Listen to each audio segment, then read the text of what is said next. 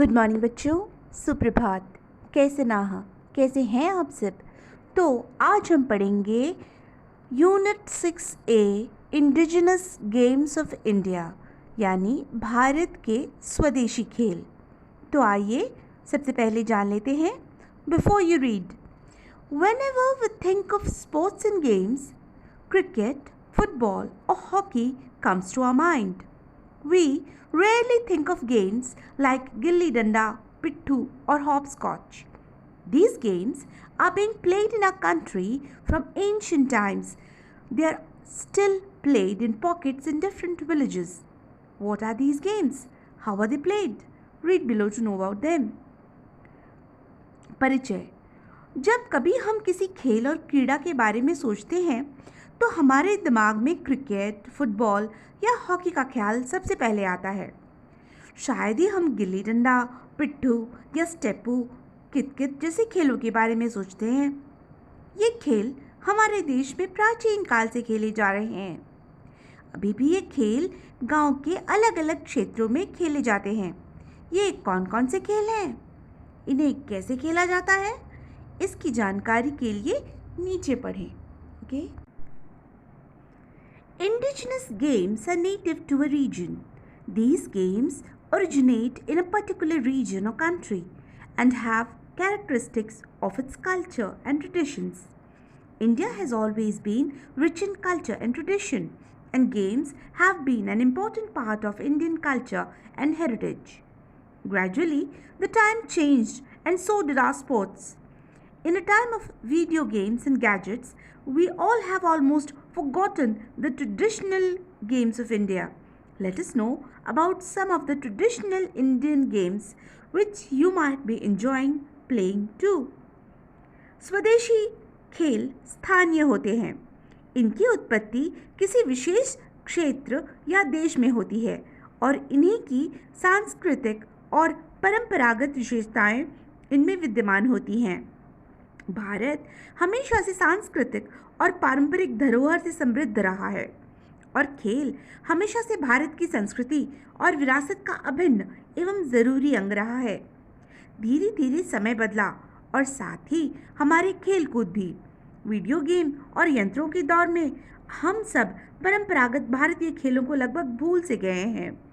चलिए हम सब मिलकर अपने परंपरागत भारतीय खेलों की जानकारी प्राप्त करते हैं, जो शायद आप भी खेलकर आनंदित होते हों। Number 1, Ashtapada. Chess was invented in India and originally was called Ashtapada. Later, this game came to be known as Chaturanga. Ashtapada, meaning 8 square, refers to both the game board's dimensions and the game played upon the 64 squares. 2, 3 or 4 people can play the game. If 2 players are playing, each would sit on one side of the board and enter their 2 pieces onto the center cross-cut squares along the outer side.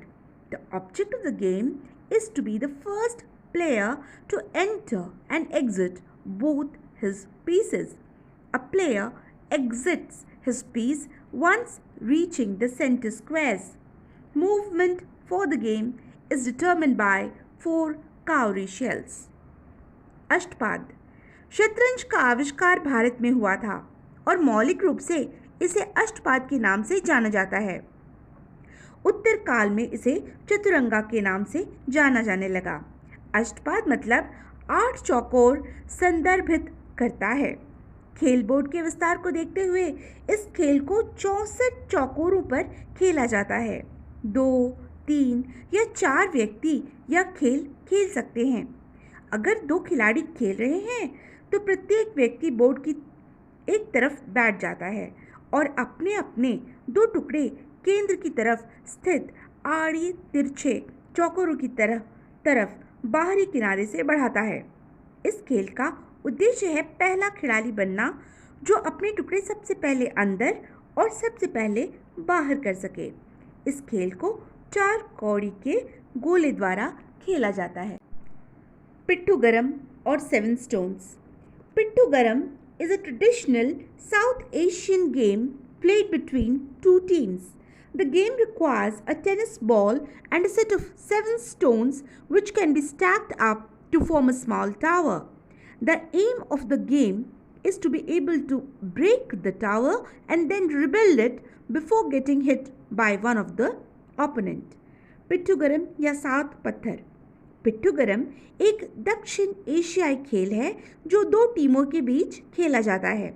इस खेल के लिए आवश्यक है एक tennis ball और 7 पत्थरों का सेट, जिसे एक के ऊपर एक रखकर एक छोटे टावर की तरह खड़ा किया जा सके। खेल का उद्देश्य है इस टावर को तोड़ने की क्षमता रखना और उसे एक बार फिर खड़ा करना, इससे पहले कि कोई प्रतिद्वंदी आपको बॉल से मार सके। Gutte. This traditional game is played by both children and adults. This simple game requires 5 pieces of small stones. You spin one stone in the air and pick other stones from the ground without dropping the stone in the air. This game can be played by any number of people. Gutte. यह पारंपरिक खेल बच्चों और बड़ों दोनों द्वारा खेला जाता है। इस सरल खेल के लिए आवश्यकता है बस 5 छोटे पत्थरों की। इसमें आप एक पत्थर हवा में उछालते हो और दूसरे पत्थर को ज़मीन से उठाते हो। हवा में उछाले पत्थर को बिना गिराए हुए इस खेल को खेला जाता है। इस खेल को संख्या में कितने भी लोगों द्वारा खेला जा सकता है। ओके। कंचा गोली। This game is played using marbles called kancha or goli. There are various versions ranging from easy to more complicated ones. Basically, the players need to hit the selected target kancha using their own marble and the winner takes the kanchas of rest of the players.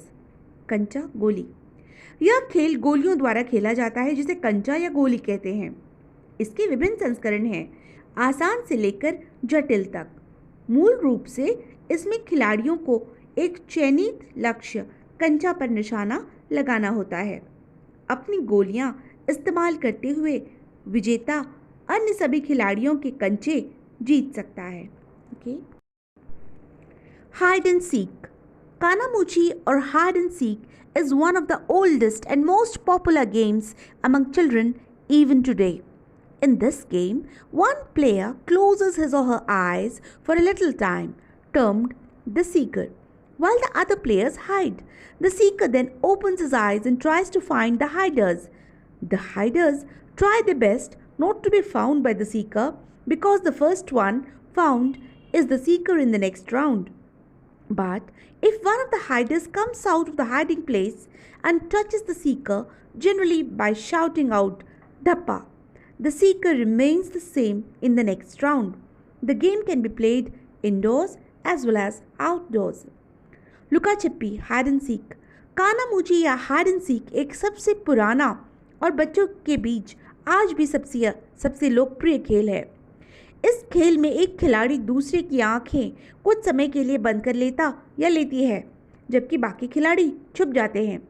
खोज करने वाला तब अपनी आंखें खोल लेता है और छुपे हुए बच्चों को ढूंढने की कोशिश करता है। छुपने वाले अपनी भरसक कोशिश करते हैं कि खोजने वाला उन्हें न ढूंढ पाए। जिसे पहले खोज लिया जाता है वह अगले दौर में खोजने वाला बनता है।